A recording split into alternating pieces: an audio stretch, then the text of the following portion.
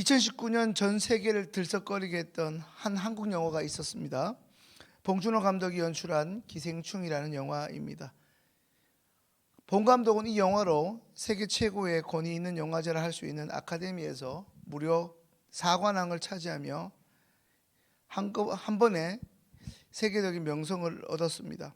어느새 세계적인 영화가 된 기생충에는 많은 볼거리와 또 시사하는 바가 있고 특별히 명대사들이 많이 나오는데 그 중에서도 오늘 본문과 관련해서 기억나는 대사가 하나 있습니다. 그것은 이 사람이 자꾸 선을 넘네라는 문장에서 바로 이 선을 넘다라는 표현입니다. 여기서 선을 넘는다는 것은 사전적인 의미로 다른 어떤 것과 구별되는 일정한 한계나 그 한계를 나타내는 어떠한 기준을 뜻합니다. 한마디로 허용되는, 용인되는 일종의 범위를 넘어섰다는 것입니다. 이제 오늘 본문 3절 말씀 함께 읽습니다. 내게 주신 은혜로 말미암아 너희 각 사람에게 말하노니 마땅히 생각할 그 이상의 생각을 품지 말고 오직 하나님께서 각 사람에게 나누어 주신 믿음의 분량대로 지혜롭게 생각하라. 방금 빨간색으로 마땅히 생각해야 할 그 이상의 생각을 품지 말라.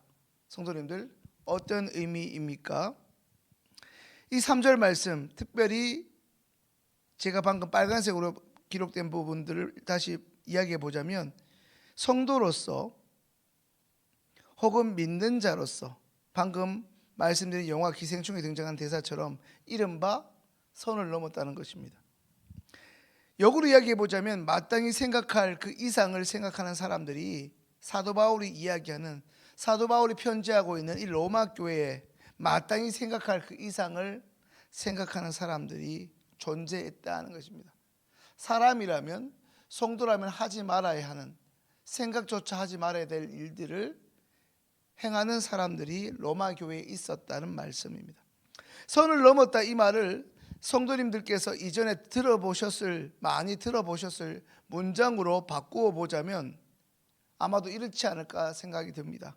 국어를 배웠으면 주제를 알고 산수를 배웠으면 분수를 알아야 한다라는 표현으로 바꾸어 사용할 수 있겠습니다. 자기 분수를, 자기 자리, 자기 위치를 지키지 못했다는 것입니다. 성도님들 한번 생각해 보십시오. 오늘날만 그렇겠습니까만 텔레비전을 봐도 신문을 보아도 온통 우리의 마음을 상하게 하는 기사들, 우리를 한숨 짓게 하는 일들로 가득하지 않습니까? 그 이유가 도대체 무엇입니까? 각종 사건 사고가 끊이지 않고 연이어 터지고 계속적으로 발생하는 그 원인은 아마도 지도자가 되었든 아니면 우리와 같은 일반 서민이 되었든 자신의 분수를 모르고 이탈 혹은 이탈이라는 선을 훌쩍 넘어섰기 때문은 아니겠습니까? 인간이 자기의 분수를 모르고 선을 넘어 버림으로 생긴 문제가 어디 우리가 살아가는 이 세상뿐이겠습니까? 우리가 일평생 신앙생활하는 곳인 교회와 영적인 세계도 이와 같지 않겠습니까? 성도님들, 성경에 등장하는 인물들과 그들에게 일어난 사건들을 한번 떠올려 보십시오. 이사야서에 보면 하나님을 섬겨야 마땅한 천사가 어떻게 타락했다고 기록하고 있습니까? 자신의 본분을 잊어버렸다. 하나님을 높여야 할 천사가 어느 순간 자신이 하나님의 영광을 가로채었다는 것입니다. 인류의 시조를 할 수 있는 첫사람 아담과 하와가 왜 선악을 알게 하는 선악과를 기어이 따먹었습니까?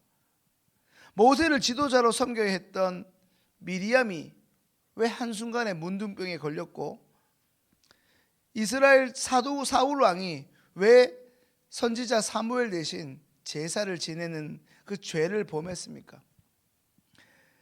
방금 제가 말씀드린 이 사람의 죄는 어디서부터 출발했습니까? 모두 다 예외 없이 자기 분수를 모르고 행동하여 생긴 결과였습니다. 우리는 여기서 하나님의 뜻에서 벗어났다는 뜻의 죄라는 것을 다시금 생각하지 않을 수가 없습니다. 성도님들, 이 죄란 마땅히 창조주 하나님을, 아니 하나님만 섬겨야 할 인간이 자기의 본분을 망각하고 행동했기 때문에 생기게 되었다는 것입니다. 사랑하는 성도님들, 오늘 이 자리에 나온 우리는 매일 하루의 첫 시간을 하나님께 내어드리는 우리는 하나님의 자녀라는 성도로서 혹은 직분자로서 그 이름에 걸맞게 매 순간 살아가고 있습니까? 마치 학생이 그 본분에 맞게 교칙을 지키고 품위를 바르게 해야 하듯이 하늘 시민으로서 이 땅을 살아가는 우리 믿는 자들이 하나님께서 정해놓으신 기준이라는 선을 지키며 잘 살아가고 있는가 하는 것입니다. 우리의 일상의 삶이 그리스도의 향기가 나며 우리의 일상의 언행심사가 예수 그리스도를 드러내는 하나님의 편지가 되고 있습니까? 또한 우리는 5절 말씀처럼 우리의 주인이신 그리스도 안에서 한 몸이 되고자 부단히 노력하며 서로 지체가 되어주고자 애쓰고 있습니까? 지금까지 그저 내게 익숙한 대로 이른바 교제권을 형성하고 식당에서 밥을 먹어도 여전도에서 어디를 가도 늘 익숙한 교제권을 형성하고 그것을 강화하면서 오히려 하나님이 허락하신 연약한 성도들을 일부러 모른 척하거나 기피하고 외면하고 있지는 않습니까?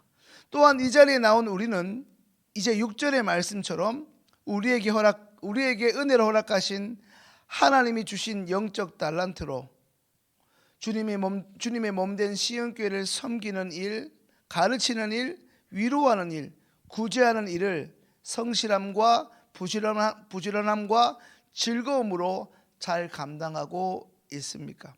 다시 오늘 본문 3절 말씀을 함께 읽겠는데요, 이번에는 하반절을 읽겠습니다.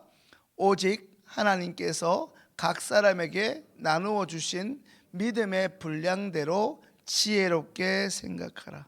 여기 보면 빨갛게 지혜롭게 생각하라는 말이 있는데요, 오직 하나님께서 각 사람에게 나눠주신 믿음의 분량대로 지혜롭게 생각하라. 여기서 믿음의 분량대로 생각하라는 것은 하나님께서 주신 그 믿음의 힘을 의지해 자신의 신앙을, 자신의 삶을 평가해 보라는 말입니다. 다시 말해 이 말의 의미는 자신을 냉정하게 평가해 보라는 것이죠. 그런데 그 판단을 지혜롭게 하라 말씀합니다. 여기서 지혜롭게라는 의미는 맑은 정신으로 냉철하게 판단하라는 뜻을 가집니다. 이제 말씀을 정리합니다. 성도님들, 오늘도 졸린 눈을 비벼가며 이 새벽 예배당으로 나온 우리는 누구입니까? 매일 새벽 이곳으로 향하는 우리의 발걸음의 목적은 도대체 무엇 때문입니까? 정말로 하나님 때문이 맞습니까? 혹시나 하루의 첫 시간을 드리는 우리의 일상의 모습은 성도로서 그 본분에 충실하고 있습니까? 그저 나의 만족과 유익에 철저히 부합한, 그로 인해 하나님이 정해놓으신 기준이라는 선을 넘어버린 채 어느 순간부터 하나님의 자녀라는 분수를 모른 채 살아가고 있는 것은 혹여나 아닙니까?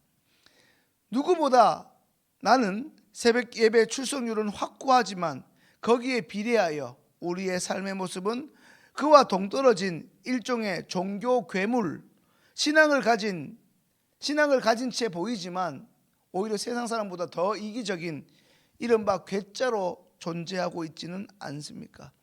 다시금 말씀의 거울 앞에 우리를 냉철하게 맑은 정신으로 돌아보게 되는 복된 오늘 개인 기도 시간 될 수 있기를, 그리하여 다시금 우리를 통해 우리 가까이에 있는 육신의 가족들과 우리 주변의 무신령들이 하나님의 구원을 경험할 수 있게 되기를 주님의 이름으로 축원합니다. 이제 주신 말씀을 가지고 함께 기도하겠습니다.